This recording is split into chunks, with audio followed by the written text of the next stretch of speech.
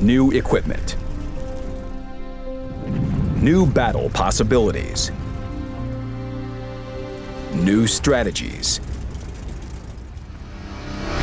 Equipment 2.0. World of Tanks is on the verge of releasing large changes to the equipment system. The main change is the addition of brand new types of equipment.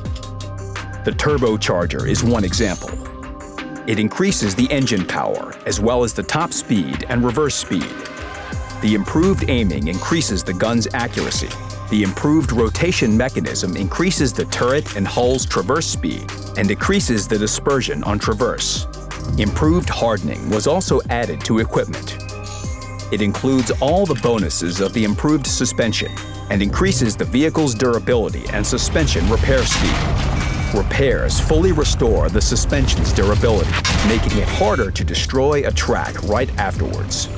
There's also modified configuration. It not only includes all the bonuses of the toolbox, the wet ammo rack, the cyclone filter, and fill tanks with CO2, but it improves them.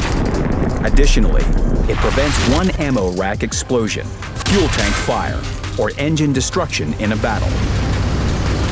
The additional grousers are no longer exclusive to certain vehicles, and they now have an additional bonus. They increase the vehicle's traverse speed and help to better maintain the current speed. The low-noise exhaust system reduces the visibility of the vehicle when stationary and moving. The improved radio set reduces the time you remain spotted for enemies while increasing the time an enemy remains spotted. The commander's vision system reduces the concealment of enemy vehicles, both moving or behind vegetation. Compared to the current system, the new equipment system will significantly improve variability and allow players to configure their vehicles to suit their playing style. Almost all types of equipment are divided into 3 classes with different prices and availability based on vehicle tier. The higher the class, the higher the price and credits. Class 3 equipment is available for Tier 2 to Tier 4 vehicles, as well as some vehicles of higher tiers. Class 2 equipment suits Tier 5 to Tier 7 vehicles, in addition to some vehicles of higher tiers. Class 1 equipment can be mounted only on vehicles of Tier 8 to Tier 10. The exceptions to this rule are the camouflage net and the spall liner. The camouflage net costs 50,000 credits for Tier 2 to Tier 4 vehicles and 100,000 credits for Tier 5 to Tier 10 vehicles. The spall liner is not divided into classes. There are 4 types, each one fitting certain vehicle types.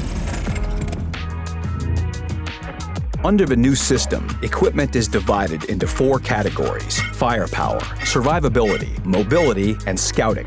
The latter combines your vehicle's concealment with the characteristics that affect spotting enemy vehicles.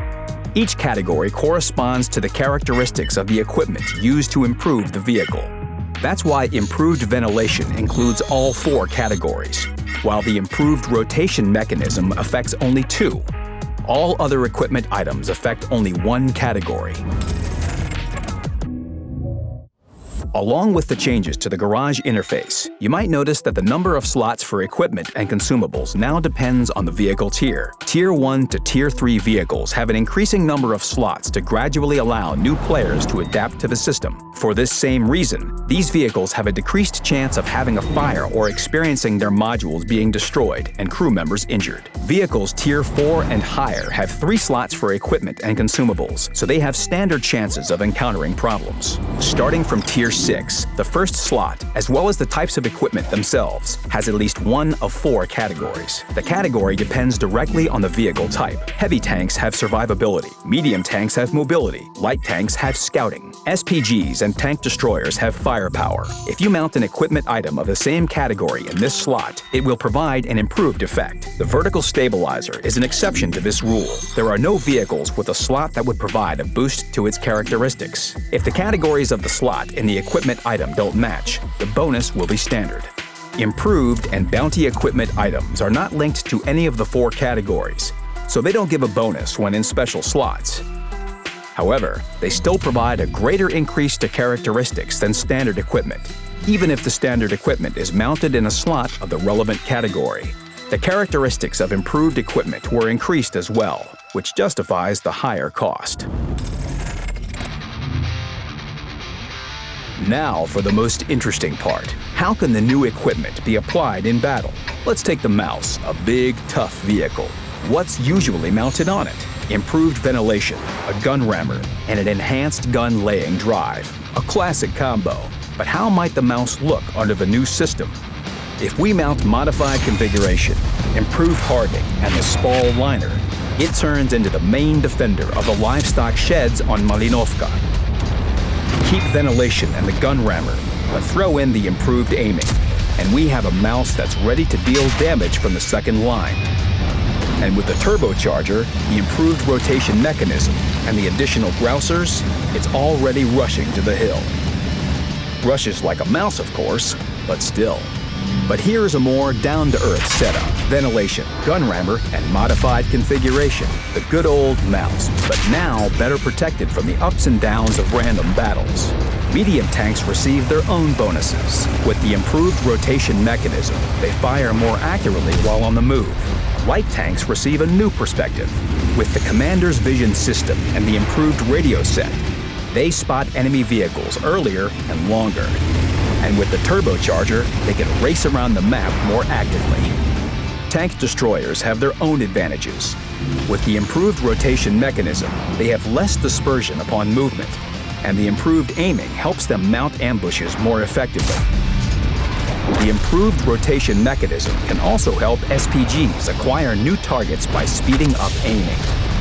As you can see, you can now select various combinations for each vehicle type to improve the main characteristics of certain vehicles.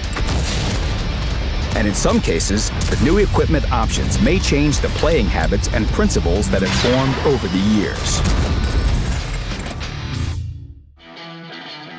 But what about the equipment that players have currently?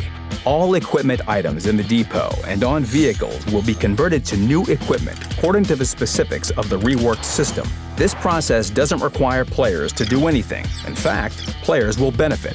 Equipment that's mounted on vehicles will stay mounted even if the classes don't match, but it will be automatically demounted and moved to the depot in the update following 1.10. All equipment will be demounted from Tier 1 to Tier 3 vehicles, except for some rare cases. Additionally, all improved equipment will be sent to depot from all vehicles. To help mount new equipment on vehicles, all players will receive demounting kits. They can also be purchased for credits or earned by completing missions. You can learn more about the conversion rules in the article on the game portal.